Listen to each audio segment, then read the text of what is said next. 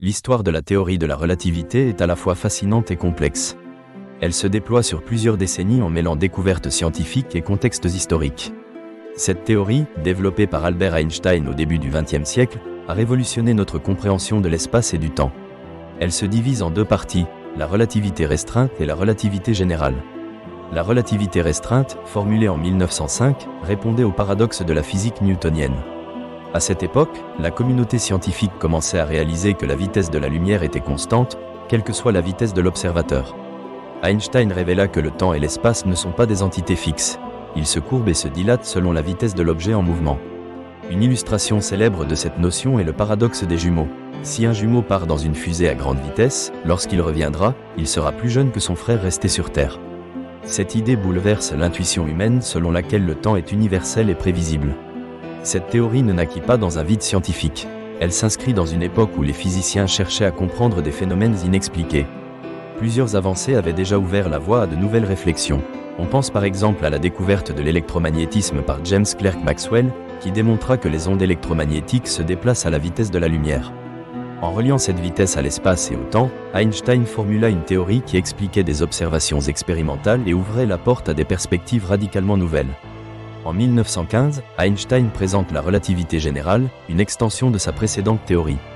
Elle intègre la gravitation comme une déformation de l'espace-temps causée par la présence de masse. Ce n'est pas une force qui attire les objets, mais la courbure de l'espace-temps qui guide leur trajectoire. Pour mieux illustrer cette idée, imaginez une toile tendue. Si l'on place une boule de bowling au centre, la toile se déforme. Une petite balle, roulant sur cette toile, suivra une trajectoire courbe autour de la boule de bowling. Cette analogie aide à visualiser le mouvement des planètes autour du Soleil. La réception de ces théories fut cependant mitigée. Au début, beaucoup de physiciens étaient sceptiques et la relativité n'était pas immédiatement acceptée. Les idées d'Einstein étaient radicales. De nombreux scientifiques, comme Henri Poincaré ou Hendrik Lorentz, avaient effleuré certains concepts de la relativité, mais Einstein fut le premier à les synthétiser et à les formaliser de manière cohérente. Son travail ouvrait des horizons, telle la possibilité que l'espace ne soit pas vide, mais qu'il ait une structure dynamique influencée par la matière. En 1919, un événement marqua un tournant dans la popularisation de la relativité générale. Une éclipse solaire permit d'observer la déviation de la lumière des étoiles proches du Soleil, comme le prédisait Einstein. Cette observation fit sensation et consacra le génie d'Einstein. La littérature scientifique, la presse populaire et même le grand public prirent conscience de la profondeur de ces théories.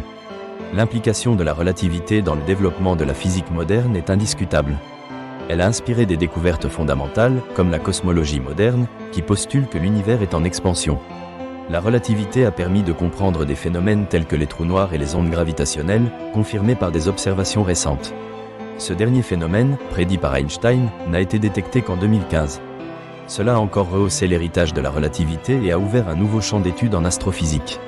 Les répercussions de la théorie de la relativité ne se limitent pas à la physique théorique. Dans le domaine technologique, le système de navigation par satellite, le GPS, dépend des principes de la relativité pour fournir des mesures précises. Les satellites en orbite expérimentent un temps qui passe différemment de celui sur Terre en raison de leur vitesse et de la gravité. Sans les ajustements requis par la relativité, un décalage accumulé rendrait le système inopérant.